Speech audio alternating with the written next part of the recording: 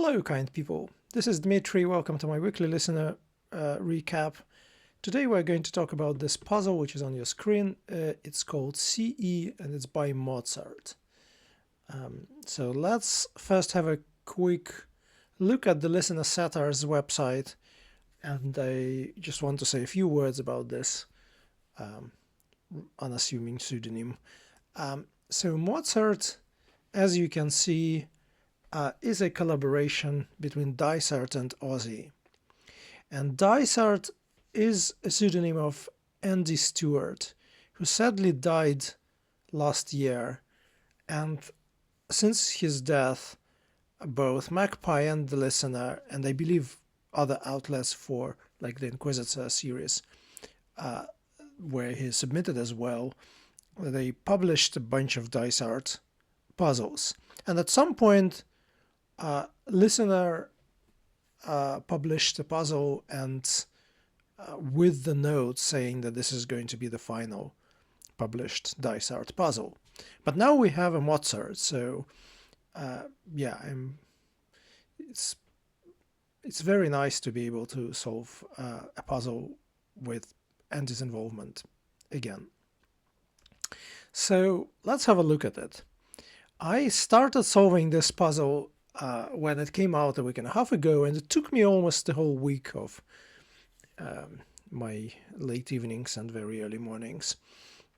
And for me, it was probably among the harder listeners of the year. I think on the level of some of these kind of, by now I think, famous puzzles of the year, like Axe and Sabers. And this is very much reflects my approach to, well, not my approach, but what constitutes difficulty of the puzzle to me.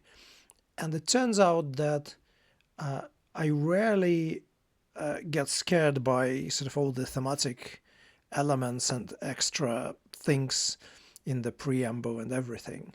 And it's typically just the individual clues that matter most for me. And somehow, for this puzzle, I found it very, very hard to adjust to the clue gimmick. And we'll see in a second what is so tricky about it. Okay, so let's read the preamble. And it all will become clear then, because it's sort of one of those puzzles where, although there is a nice endgame, it's not so much about the endgame. A word or phrase having the same pattern of consonants as another may be called its consonantal equivalent, CE. For example, CEs of altar are luter, aleatory, oil tree, alater, I'm not even sure how to pronounce that, etc. In half of the clues, a word in the definition has been replaced by a CE. The rest are normal clues whose answer must be entered as a CE. The clues are given in symmetrical pairs, comprising one of each type. After filling the grid and drawing the 180-degree symmetrical bars, solvers must highlight 3 words that might make a better title, and change one row thematically, altering that row's bars and the corresponding one's opposite, into an associated forename and surname. Numbers needn't be shown. Every change results in a real word, phrase, or name. And then something about one answer being not in chambers.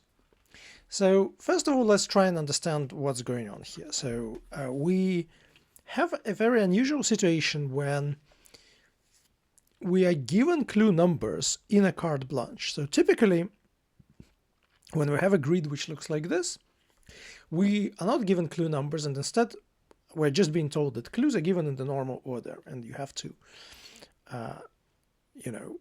somehow decide for yourself where they go and how. So here we are given numbers, and we probably could get quite a lot from those numbers. And I will try to explain how we could get some information from them. And probably we could get some information even without solving anything, but once we start solving, it becomes easier to extract it. So specifically, as you can see, 1 is paired with 40, 5 is paired with 39, and so on. So this means that, suppose that, note that there is a different, the numerations are different for those. And this is because one of them is entered normally, but the other is changed to its consonantal equivalent, and so its length might change. And so, of course, the entries are symmetric, so whatever of them, whichever of them turns out to be sort of type 1 clue, will have to be entered as it is, and suppose it is of length 7, then, you know, we would have a bar here, and then we would know that the other one also has to be changed from length 6 to length 7, and so on. We can probably reasonably comfortably split these into the rows of the grid.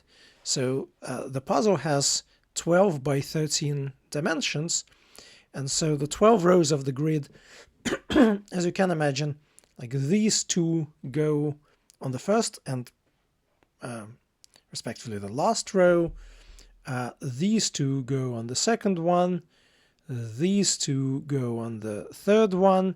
Now this is too long to go with anything else, so this occupies the fourth one, and then, you know, these two go to the fifth one, and this is the sixth one. So this is something you can do more or less straight away. And then you can also realize, for example, that, say, and this is sort of a minor deduction, but like both of those could not be real enumerations, right? Because 8 plus 7 is 15, and you only have 13 to get you there. So it's either 5, 7 or 5, 8. That is the correct split, and so on. And then obviously, as soon as you solve one clue in each pair, you then get the understanding which type it is, and then you get the understanding what the correct entry enumeration is, even though you might not know yet what to put there, because if you solve the normal clue, you don't know which consonantal equivalent you have to put in the grid. So for example, so because every cell in the grid has to be occupied, we know that this cell starts one across, and in normal carte blanches we wouldn't know whether the first down starts here or not, but because we're given clue numbers, we know that there is one across and there is one down, and they both start at that cell. And so there are no extra words in the clues, there are no extra message, there's no extra message to be extracted from the clues, but we need to remember that there is a half of the clues need to be changed before solving. How did that go? So treatise in translation, yeah, so this, I think, is an anagram in translation, being an anagram indicator of this word plus M, which is an abbreviation for Monsieur. And I think it goes like this, which are treatises. And this is not what you enter in the grid, because this is just a normal clue that we didn't have to change anything to solve it. And that means that we don't really know how to enter it. If we go to so I had to use 8s for that, and maybe I should show you basically how I approached it. Let me fire it up. So, and let's see if I can now switch to it. So this is my main aid for the listener, the wonderful software by Quinopoulos, which I showed at some point, I think when I was solving Quinopoulos' puzzle. This is not exactly like a full regex thing, and QAT, I'm sure, can do it more efficiently. But what I was doing here, I basically know that this is the pattern of the letters I need. And what I need to use only these letters and also all the vowels. And I need to be careful because Y is treated as a vowel for this puzzle, as indicated in the preamble, where one of the examples has a Y. So I'm doing this, and then I look at the 6-letter answers and I know that I need to change this to a 6-letter consonantal equivalent, because the other one in the pair also has a numeration 6, and the other one has to be of the type which, I mean, when I was solving, I denoted this as green because you can enter them as it is, and these are red because they need treatment before entering in the grid. And so I need a 6-letter one, and as you can see, my choices are osmium, simim, sem. This doesn't work because it has an extra s, and I can't really, I mean, with the word match, I don't think I can easily outlaw these, but this is fine as well. So it's either this one or that one or that one. For some reason, I thought it probably would start with S, and I can't even, well, and I guess that's because in the one across, single could be S, and so I thought S is more likely. Anyway, so and somehow these clues were very hard for me to solve, especially it's just because you need to treat them in such two different ways. It's not when you know that you need to modify the clue before solving, you at least we know that the words that we need to change are in the definition, but so what you try to do is you try to isolate the parts which look like wordplay, and then you try to fiddle around with that word in the definition and try to change it into something that actually that looks fun, because, you know, setters, they also try to make it like interesting changes. And by interesting change, I mean where the words seem like they don't have anything in common, but in fact they are consonantal equivalents. So anyway, I've said too many things without actually showing you any stages of solve, but this was where I was at some point. So I realized that this 14 across ancient despot beat Greeks killing half is actually this word, which is an old word for despite and not despot.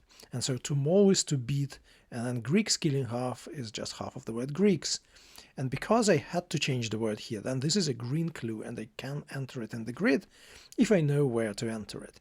And now because it is 7, and I don't know which of these at the moment is green or red, so I don't know whether it's the 7, 6 or 7, 5, so I don't really know whether it starts at the very beginning or possibly is shifted by 1.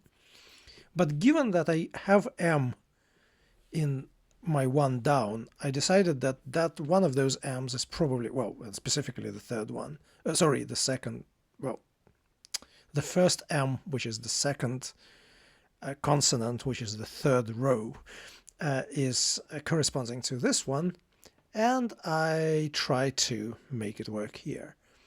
And then similarly, I got this octavo, maybe let's have a look at this one, with fewer than 9 leaves, and here I need to change with fewer than 9 lives, but I need to change it to leaves. And then I need to insert an anagram of cat in ovo, and I get octavo. And so because that starts with O, and I sort of gambled a little bit on this, and that allowed me also to then nicely put molla here, and I thought that's kind of my foothold. Yeah, I started here. And also then I realized that given that 20, so for some reason I realized that the first 11 entries, and that probably came from the fact that 11 down is paired with 24 down, and 24 is the very last in the list of acrosses, which means that it's the first one which sort of starts the second half, because the 23 across is then mirrored, well, it's, sorry, not mirrored, but the symmetric entry is 24 across, and 24 across is then symmetric in downs. Sorry, 24 down is symmetric to 11 down. And somehow, if that is the correct reasoning, then that means that 11 down, oh yeah, and I realized that 12 across is probably starting the second row. Or if not starting, you know, it lives somewhere. Maybe it lives here, but I can't put 11 across here. Sorry, 11. I can't put 11 down here because there's already a down entry there. So anyway, not sure I'm being clear, but what I realized is that 11 is still on row 1, and there are only 13 cells here. And so I realized that we're only allowed to skip one cell more if the small lie is 3 down, so we already put it in the 4th cell. And so as soon as we say, if we realize that, say, 4 down is here, then we know that this has to be 5, 6, 7, 8, 9, 10, and 11, because we have to squeeze them all there, and they all exist. So this was the sort of logic that I was using. The next breakthrough came about here. As you can see, I entered a bunch, well, entered some other stuff. And around here, I realized that you can read great vowel something. And I know enough linguists to have heard about great vowel shift. And so I made an educated guess that this is how it goes then. And that proved to be correct. And so, and these are the, you know, the 3 words that might make a better title. So I carried on, and at some point, I think this is the complete grid with maybe some bars still missing. I will recheck the bars before submitting, because I guess this is probably the easiest way to make a mistake and end your all correct year, is to miss 1 bar in a puzzle which requires you to fill bars in the carte blanche. I really am scared of this type of puzzles. Although I do understand like why they wanted it here, and specifically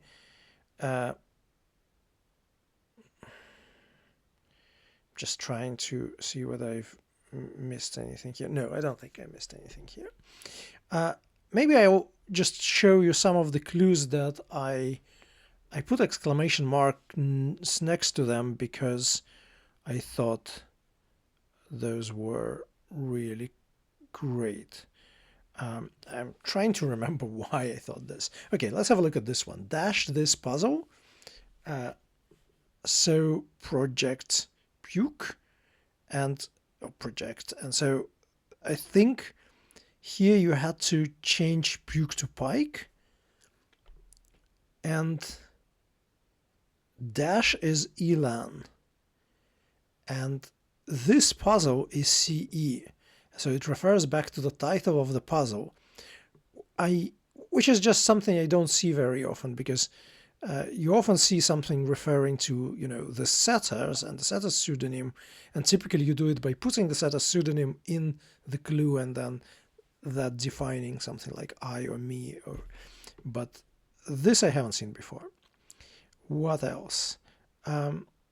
Here is another nice one, just because of, again, like this fun and non-trivial consonantal equivalent. So it's not emulatory ruler, it's military ruler.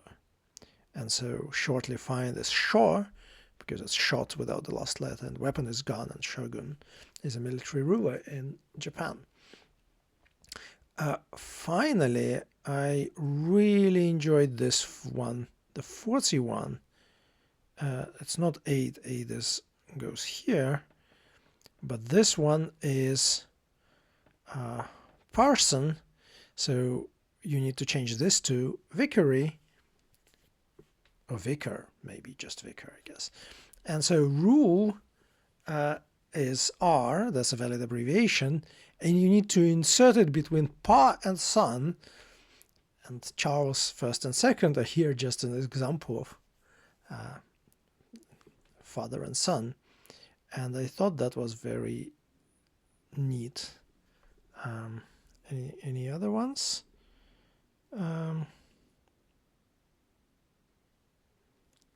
This, I think, again, is there mostly because of the really unusual consonantal equivalent, kanzi and cyanide are the ones here. So anyway, and once you do all this, you realize that in the very last row, you get something that is very similar and in fact equivalent in this weird consonantal metric to Otto Jespersen, who is the linguist who I think coined the term great vowel shift. And so you have to change the bars in that row, make the symmetric changes in row 1, highlight great vowel shifts, and this is what you submit. And one side note is that it turns out that I think there is an ambiguity here. So this F's could just as well be ifs. And it is a bit unfortunate that it wasn't mentioned in the preamble and that, you know, the setters could not get rid of them, of this ambiguity. But given how everything else is magically, unambiguously resolved, I think we can live with that. I really enjoyed this puzzle. I think, I mean, I don't think realistically it would make it to, you know, the top, say, to the puzzle of the year, but I think it's one of the great listeners because it's something very novel. I don't think I've seen this mechanics anywhere, and also the end game is quite fitting as well. So it's not overdone. It's not something that is unnecessary. I think it is in spirit with the rest of the puzzle.